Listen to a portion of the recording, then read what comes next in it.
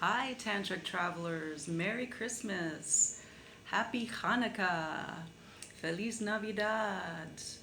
Wishing you a beautiful Diwali. Wishing you a blessed divine solstice. Whether you're in the northern hemisphere or the southern hemisphere, whether you're enjoying your Christmas sweater in the snow, or you're a little bit more like me and enjoying some time in the sun, I wish you the blessings of the season, and I want to congratulate everyone on making it through this cosmically intense and challenging month and being able to enjoy Christmas with your friends and family, whether they're with you in physical presence or with you in your heart. And when I talk about friends and family, I also am referring to your loved ones who have passed to the other side. We could be even talking about ancestors, plants, animals, places that are special in your heart, and feeling that connection as the beautiful light energy increases and returns to the earthly plane, and we begin to hope again that we can manifest the creations of our highest selves. So I hope that all of your wishes are coming true, and I commend you for meeting all the challenges of 2021 and preparing to step off into the great unknown of 2022 very soon. That is what today's collective reading will be about. So instead of the pick a cards, I was inspired by the peace and natural silence that has descended upon my home today, because I've been dealing with a lot of busyness and construction noise directly behind, beside, in front of me. It's a really busy season for building apparently, and there's no windows to be closed around here. So I haven't even been able to record any greetings or readings to you tantric travelers, but I've been thinking about you, and this inspiration came to me today. And I do want to say it's been pretty challenging the past couple weeks, and I had to personally, and I enjoy doing it, I love doing it as a priestess, but I've been working very hard in my energetic work and, really connecting with spirit, really connecting with goddess, really connecting with Hathor, really connecting with Sekhmet, really connecting with Re. These are the names that I use for the divine energies, really connecting with Luna in her beautiful eclipse time, and with Re during the solar eclipse. And it's been very, very special and rewarding, and connecting with Venus now, as Venus is retrograde in Capricorn, which is a very karmically cleansing position or transit for Venus to go through. So all of these things have been amazing, and the spiritual work and the connection with the higher realms that I've been experiencing has been so rewarding. And it also seems, in case you're you're like, wow, she's lucky, it hasn't been that easy for me. It wasn't that easy here in the earthly realm, because what tends to happen is, if a lot of the collective or the community that surrounds you is maybe not conscious in the same way that we are, then there tends to be some friction between the work that we do in the spiritual realms and the higher realms of consciousness, the higher vibrational work that we do. There tends to be some friction as that comes into the earthly plane, which is kind of floating between the very lowest dimensions, the first, second, and under dimensions that we know of, here in the third dimension generally, and then it's our work as light workers and as increasingly conscious beings to remember the selves and the power we have in the aspects of ourselves which operate in the higher dimensions, so fourth, fifth, sixth, seventh, and so on. And we do that, in many different ways. But as we do the work in the higher dimension and the friction is created here in the third dimension, because there are people and there are beings that don't gravitate towards the light the way that we do. There are people and beings whose best interests they believe are preserved by staying in very very shadowy and enslaved patterns of consciousness and behavior. And they, these beings, entities, and energies usually wish to maintain their status quo. So when the consciousness or the vibration is being raised by the work that we do as light workers, the friction that's created is we really have to back it up in the third dimension, because the lower dimensions will become more active, reflecting the work that we're doing, and it will present to us as kind of like a big question mark here on Earth. What is it that we really want as beings of Hathor, as beings of Earth? Do we want to maintain the lower vibrational existence of, war, conflict, inequality, poverty or lack mentality, enslavement of consciousness, enslavement of body, enslavement of emotions, or the astral body? Do we want to continue that, or are we trying to do better? Are we trying to return to the remembrance of who we really are? And we really are multi-dimensional beings of light, and we emerge and continue to emerge and grow from source energy at our very, very, most basic, beautiful level, which is, like molecular. So yeah, the work that was presented to me was kind of this attack of sound. It's a psychic attack because I have very sensitive hearing, and I'm clairaudient personally. So what presented to me as I worked more and more in the higher realms, and things were shifting up there and kind of open portals for this to come down into Earth, was that I was attacked psychically by sound. So I had 3 cement saws, as I said, one behind me, one beside me, one in front. And this was starting sometimes before 7 a.m. in the morning. And one day in particular, when I finally lost it, it continued, it stopped for a couple hours in the evening, and then somebody started one up over here at 9 o'clock at night, and their intention was to do this work, which is odd because the area that I live in is an area where lots of people live. And, lots of people even can pay a lot of money to be here for this season. Just one second. I had to pause it because the gas truck was going by and it's pretty loud.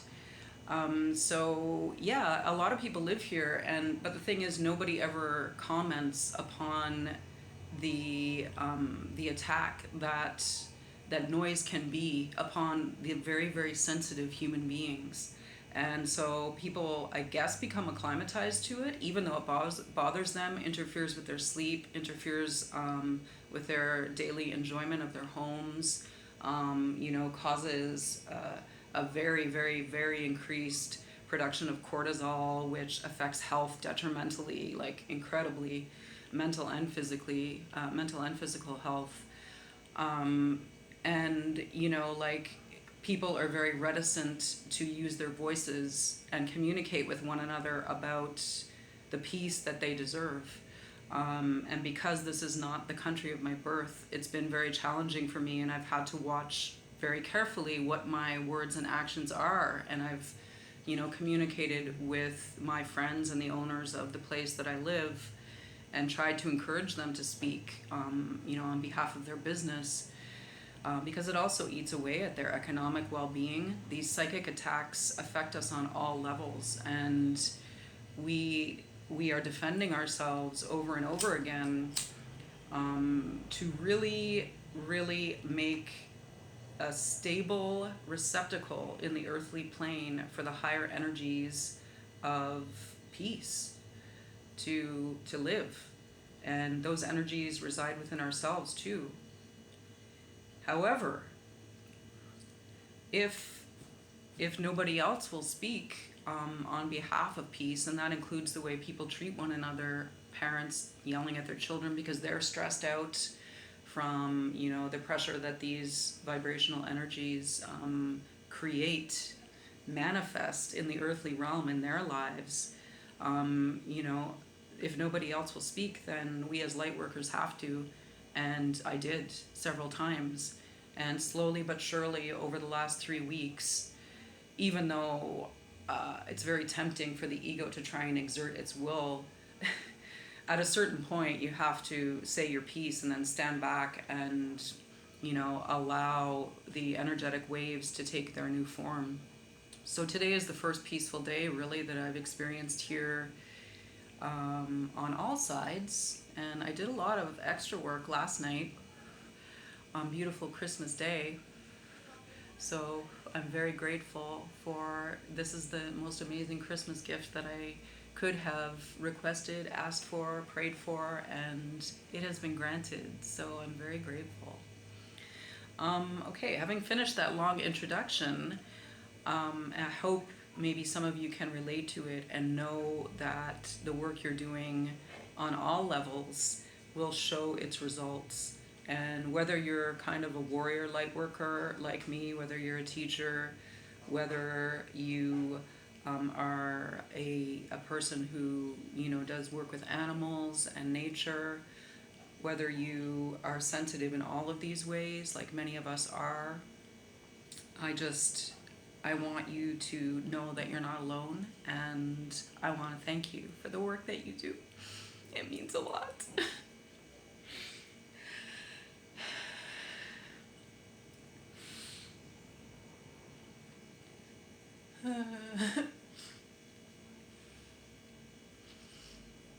That doesn't happen very often.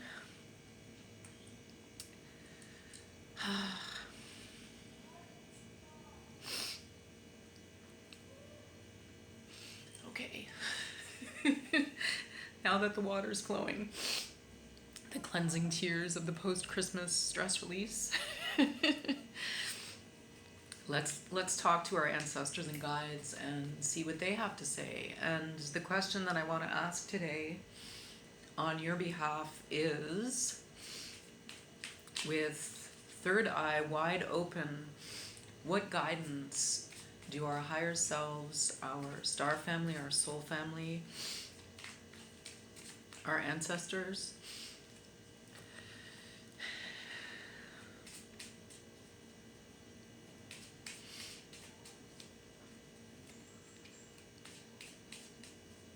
what guidance do you have for us? Our earth friends and family who send us their love and greetings, either, you know, through technological means or just through the old way.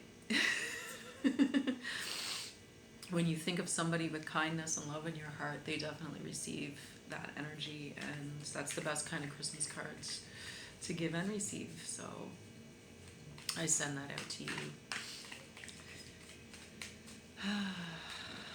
Okay, so for all tantric travelers, all blessed, hardworking artists, light workers, light creators, divine masculines and feminines, my beautiful soul friends and family, my star friends and family, my earth friends and family. What are the messages? Whoop, we got some flippity-doo-dahs here, but I'm going to keep shuffling. What are the messages from our highest selves? Guidance as we close our third dimensional eyes and use our cosmic eye to guide us into 2022. To continue our work refreshed and renewed. What are the messages? Wow, okay, already some nice ones coming through. Can I have some more, please? Can I have 4 more messages, please. Beautiful, highest energies. Yeah, that came out reversed. Okay. Can I have 3 more messages, please?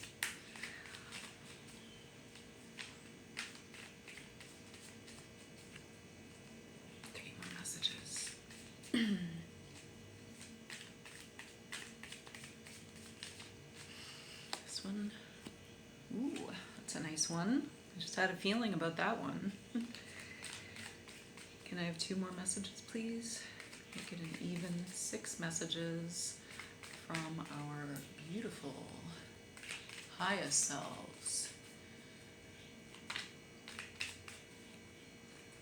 From Source Light, from the Archangelic Alliance, from our plant medicines, our animal guardians.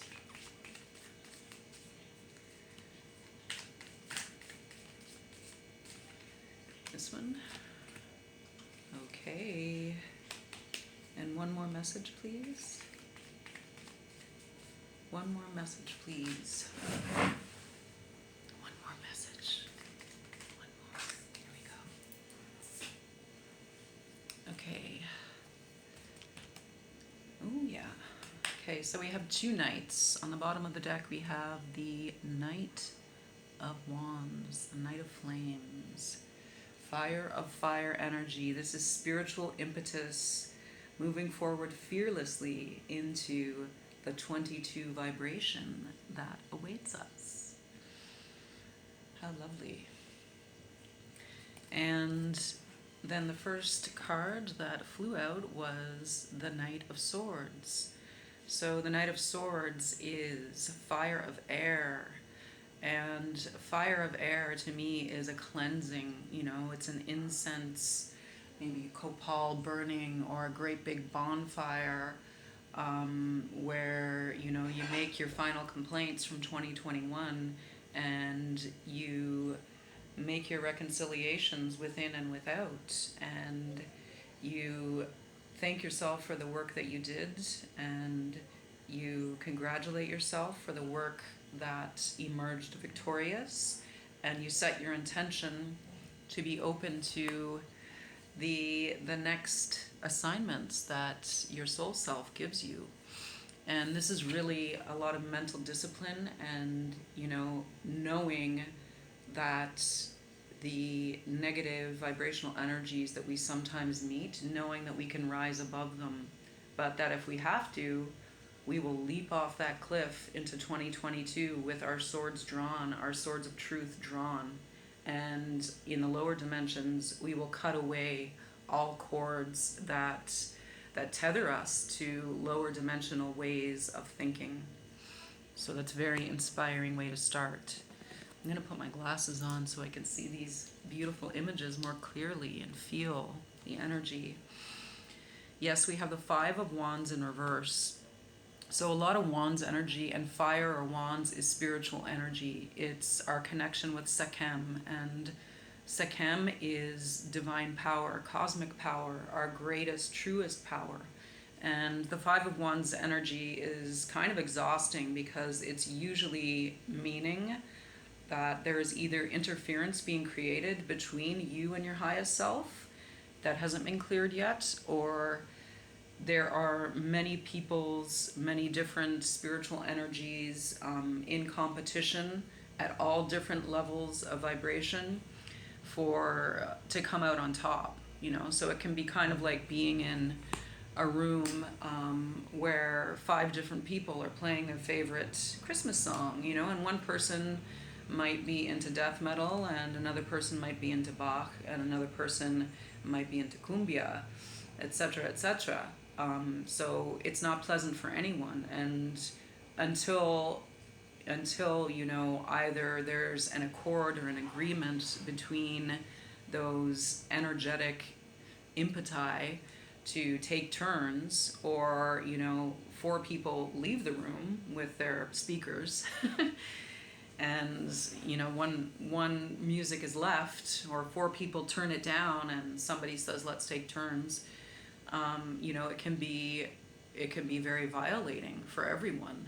And it can be very violating to experience those energies for people who aren't even involved in that competition. And, you know, I spoke about sound earlier because it's something that has affected me a long time in many places that I've lived, both in the Northern Hemisphere and Canada here. And it amazes me that consciously other people don't know that they are, you know, having an effect on the community and the environment around them when they emit sound or play music, or, you know, they put forth a changing, they make a changing action for the vibratory frequency of their surroundings by, you know, playing music, by speaking, by yelling, by whispering, by whistling, by singing. It can be for positive too. We can really draw in higher vibrational energies with the power of sound, of course.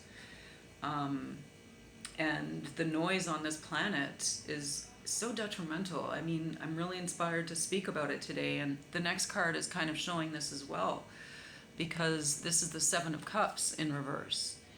And the Seven of Cups, you can see this individual is, you know, kind of trying to find some kind of stability, but is kind of paralyzed or not able to move, to act, to really do anything, is kind of just floating, while the radii of each of these cups, you know, the waves, which could be sound waves, but in my mind, it's the waves that affect the emotional body, which are first created in, you know, the vibration of the spiritual and then maybe the physical.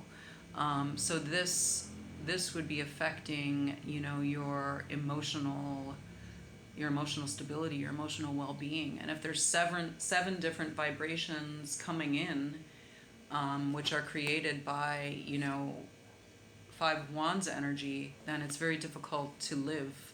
But both of these cards are in reverse, so I feel like this Knight of Swords energy of being really strong mentally and really creative and able to keep leaping to the higher perspective, but fearless about backing it up in the lower dimensions. You know, I feel like these two cards being in reverse or healing is showing an understanding of that process, and also showing us that our work is being effective.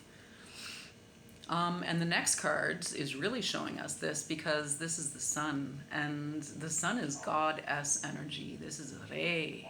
This is source energy through our solar parents, from the source of all light in the universe.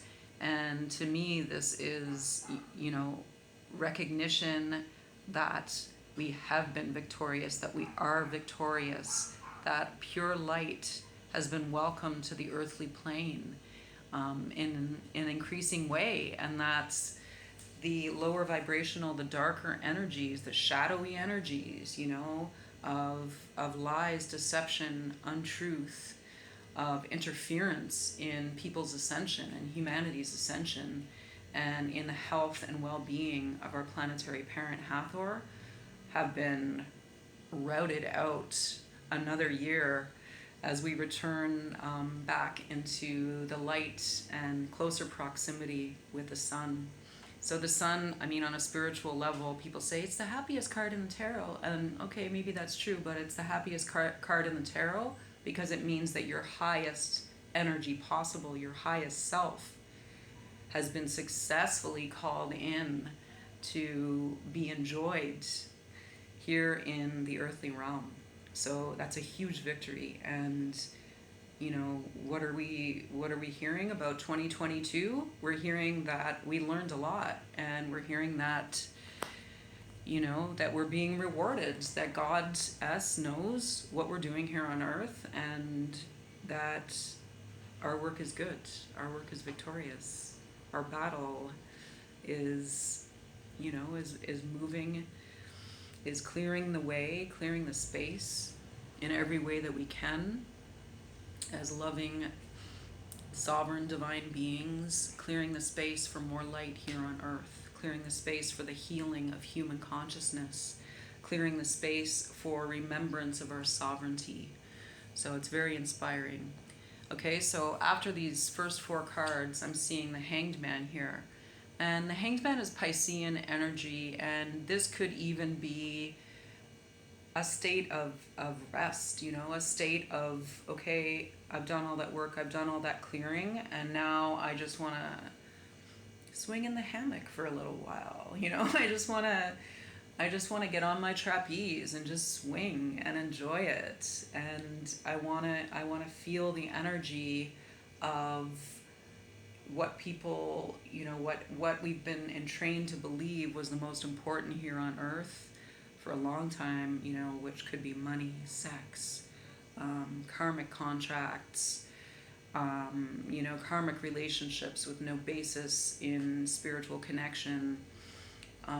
You know, it could be the customs in our societies. It could be an overdependence on technologies which don't serve our highest good.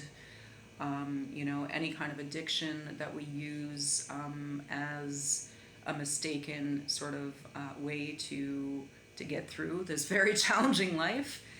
But the Hanged Man in its upright position is actually a beautiful energy, beautiful story imagery. It is Odin being acquainted with her highest self, and receiving the magical runes, the language of the gods, to use here on Earth, hanging for 9 days upside down from a tree, and, you know, having one eye pecked out by a raven so that symbolically the third eye, you know, the first eye is what remains. So losing part of your 3-dimensional vision can actually enhance your higher dimensional vision. Maybe losing some of your 3-dimensional hearing, like I have recently, no joke, no joke, could enhance my clairaudient abilities and allow me to communicate with other realms. And actually that has been happening. So that's a topic for another day, though. Fascinating, though. Very unexpected gifts. But yes, this Hanged Man energy is the Piscean energy. So it's completion of a cycle, too, which is, you know, the 12 houses of the Western Zodiac. Pisces is the last one. So it's completion of that learning cycle for the soul. And also a time of rest. Kind of a time of patiently waiting to see what's coming next. But also we have the 3 of Wands energy. This is a beautiful image. Kind of looks like the 3 wands with like a vagina in the middle, I think. I love that, you know, giving the divine, giving birth. And the 3 wands is showing this protected space that we've created on the earth plane by cooperating with other valuers, other workers of light, other artists of light, and cooperating with the stability of our planetary parent Hathor, and also understanding that our energy is, you know, moving upwards towards source light, and the higher dimensions. So this 3 of Wands energy is being in cooperation with others, other like-minded, like-hearted individuals, and with the divine simultaneously. So I'm going to ask for one more card. And all of that, I mean, with the Knight of Wands on the bottom of the deck, which is kind of, or the back of the deck, some people say, which is kind of showing what comes afterwards. So after all of this that we've been through, and now we're in, I believe, this Hanged Man, 3 of Wands energy, which is kind of, you know, being still and looking into the distance and waiting for our abundance to come back to us because we've created the space to receive it. Can I have one more card for my beautiful soul family, please? Sekhmet Rei, Divine Lady of Light, Warrior of the Desert. What encouragement, guidance, advice do you have? Okay, I'm going to take 3. Wow. Crazy, crazy, crazy. Very cool. Okay, so first, I was going to take one, but then I got told three. So we have the Two of Pentacles, and this is indeed showing someone. So the Two of Pentacles energy is somebody finding their position of stability and peace here in the earthly plane. Pentacles is earth energy, but earth energy, divine earth energy. Pentacles is not money. Pentacles is the abundance of neter, of nature.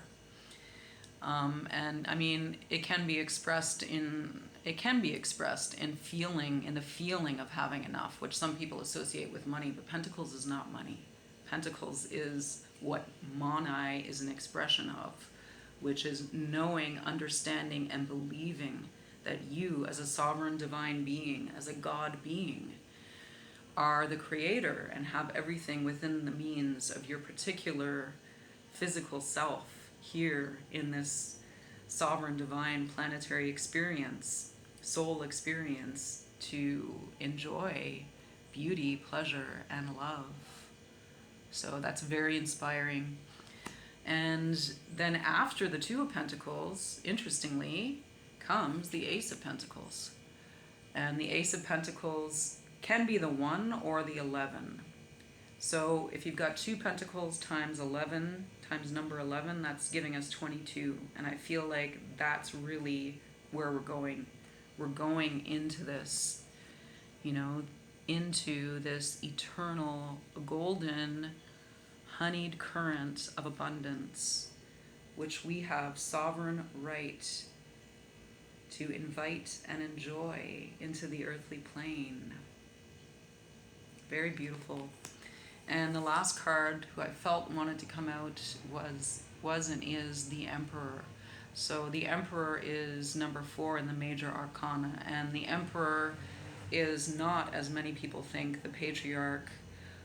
The Emperor is the confidence in the physical plane stability, the confidence that you can maintain your throne of stability in all 4 directions. So if you're doing meditations to clear lower vibrational energies, that's very positive, and continue to do that. And then, follow the clearing meditations and the clearing work that we do, please, with a reclaiming, with a taking and a reclaiming of the throne in your 4 lower chakras.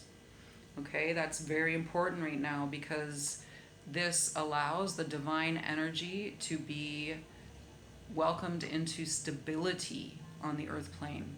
So this becomes unshakable. These changes that we're making now won't be changeable, won't be reversible. Won't be reversible is what I should be expressing. Won't be reversible. And there's been a lot of 2 steps forward and 3 steps back, but we're not doing that anymore, because we're fed up with that, and we are victorious in the higher realms, and now our divine masculine and feminine selves. So this divine masculine energy of the Emperor exists within every being as sovereign masculine energy. And whether you're male or female or otherwise, you possess this as a being of the universe. It is a natural law. Masculinity and femininity exist everywhere in the universe, including on Earth. And we're talking about healthy, true masculinity, which values the Earth as a sovereign, divine entity. So thank you. We have a lot of powerful masculine energy here with the 2 knights, with the sun. And I'm very pleased to see these energies, and I feel it. And thank you for using your voices to share your experiences in every way that you do, and using your voices to express what you believe and to stand up with your thoughts, words, and actions as a sovereign divine human as we move into the coming year, and we welcome ourselves into another journey around the learning cycle of this beautiful experience on Earth. I love you all. Happy holidays. Mwah. Be blessed.